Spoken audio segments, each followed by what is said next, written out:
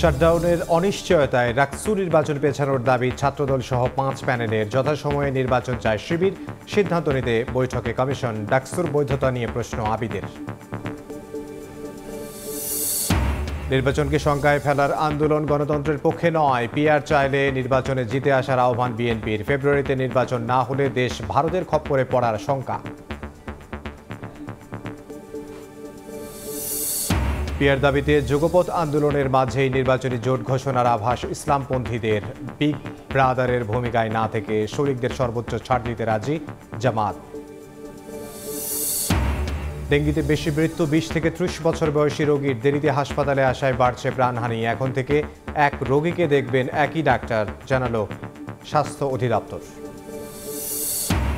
এবং কাউন্সিলর চেয়ে বিসিবি সভাপতির চিঠির কার্যকারিতা ১৫ দিনের জন্য স্থগিত।